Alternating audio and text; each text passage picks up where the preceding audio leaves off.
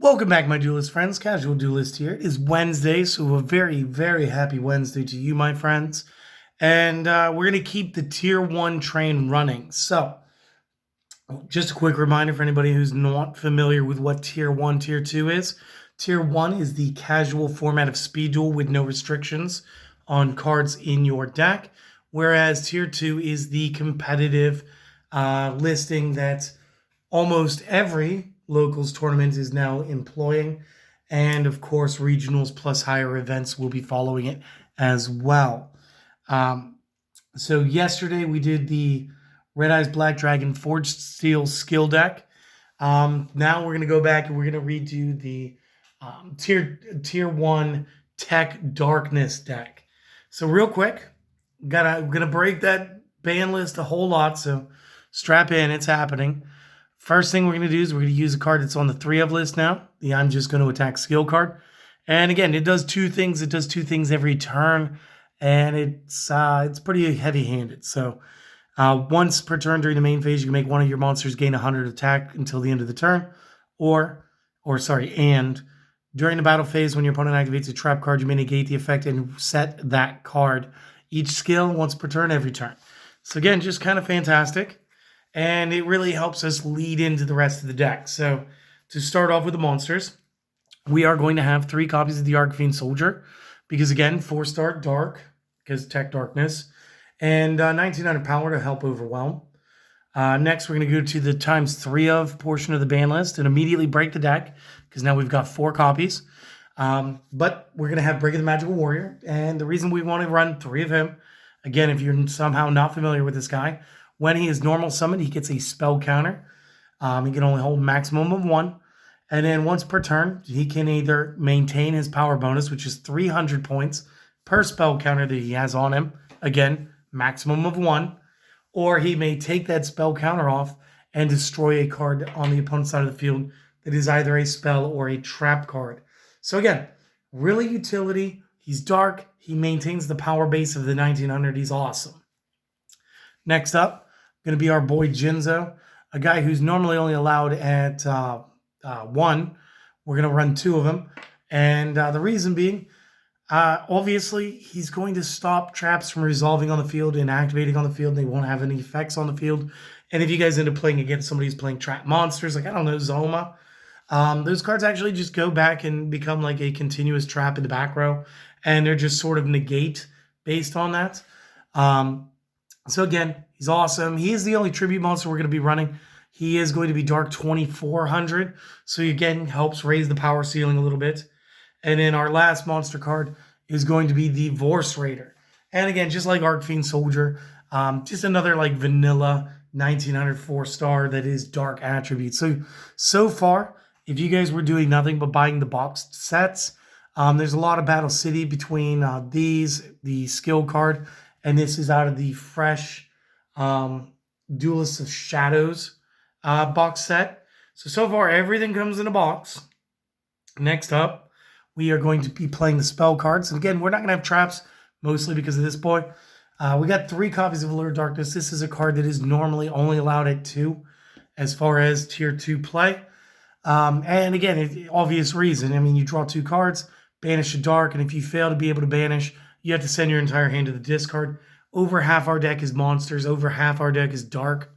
So again, just feel free to lean into it. Totally abuse the fact that it is Tier 1. And go ahead and draw whatever it is that you need to draw. Get your matchups to where it needs to be appropriate. And the best part about this, mine are the structure set 5s. I can't remember off the top of my head. I want to say that was the Bakura part of the Bakura Merrick battle box, little structure deck thing. And again, we did get this. This was a reprint in the Duelists of Shadows. So again, if you did buy that box set, cool. Now you have these cards. We're only in the structure deck, and they're available to you. Next up, we're going to lean in back into the ban list. We're going to be using 3 copies of Book of Moon, because this quick play spell is going to, of course, shut down the most effects. If your opponent has a breaker, but you have another card that you probably don't want them to hit, you can go ahead, you can activate this in response to breaker even getting his counter. He does not have timing to remove the counter. So something like that will, of course, mess up the opponent. Maybe we do have traps because we went to game 2. and our opponent goes to summon their Jinzo, we can go ahead and book the Jinzo and still be allowed to use our trap cards. So again, a lot of things Bookamoon's going to be doing. And again, a lot of monsters have a lot less defense points than they do attack points. So just keep that in mind. Next up, 2 copies Cosmic Cyclone, because again, it's quick play. And to me, that is better. If you guys are like me most of the time and you're like, yeah, but I like it and I like Night Beam, you guys can run a 1/1. That's totally up to you. But since this is my profile, I'm just going to go with the double Cosmic Cyclone. And plus, again, it illustrates the fact that we don't care about the tier 2 list while making a tier 1 deck. Last card, because honestly, when I was building this, I got to this point and I said, what do I want the last card to be? And I couldn't think about it. And I said, you know what, let me just throw the 1 Offerings to the Doomed. Again, normally, one of the cards that's only allowed to be at 1. And then again, I would have to choose between this or Jinzo normally.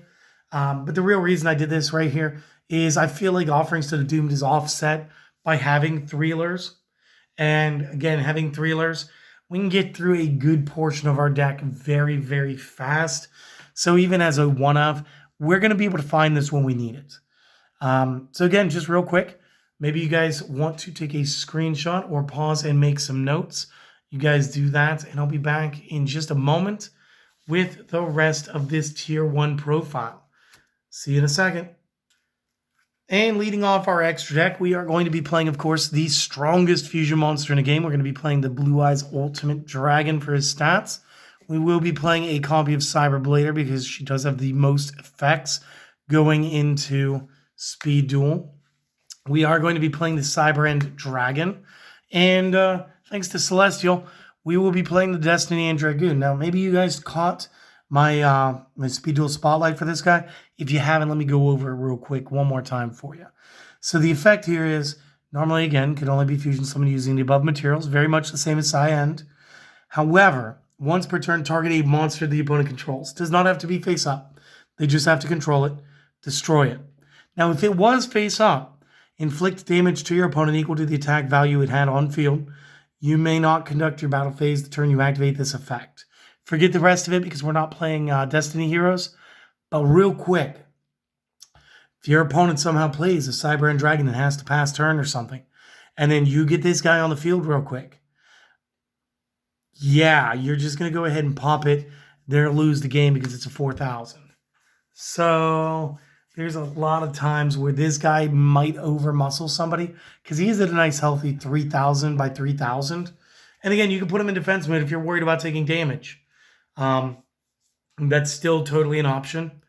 And again, it's got a kind of cool effect that I've overlooked for months now. So we are going to start using him interchangeably with Ryu Senshi, who's always still going to maintain his presence around me because, again, it's just a great card. But this one could possibly win the game just by being summoned. So there is that. Ojama King for the potential lockouts. And TI is restrict because he's just the best.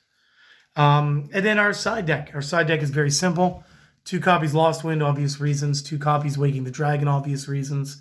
And 2 copies Wall of Disruption because this card can also just win games on its own. So guys, go ahead and maybe take some more notes and or do another screenshot. I'm going to take a second. I'm going to thank you guys for showing up today. I hope that you guys enjoyed all of this. If you have and you would like to support the channel, a couple quick, easy ways to do that. 1, like and comment. 2, maybe we've earned it today, so maybe you'll give us a subscription. And 3, and this is only if it's well within your budget, you'd like to help us more directly getting more sleeves and future Speed Duel releases. I'm going to leave a copy of the link to the Buy Me a Coffee account down in the description of today's video. And if you guys would like to, you guys could donate as little as $1, and that goes towards new supplies for the channel and down here in the studio. So even if you don't do any of those things, let me get you to do this one thing. I want you guys to go and I want you to have a wonderful day. It's halfway through the week. And I want you guys to go and enjoy yourselves, okay? I want you to take 5, 10, 20, 40, 50 minutes. And I want you guys to do whatever it is that you've been wanting to do that you haven't had the time to do. I want you to go make the time for you because you are important too, Okay? So I don't care what that task is. It could be watching more videos. It could be going and watching something that you enjoy. It could be painting D&D miniatures. Go do it. Okay? You have permission. I want you guys to go and be the happiest versions that you can possibly be. And until next time, see you later, my friends.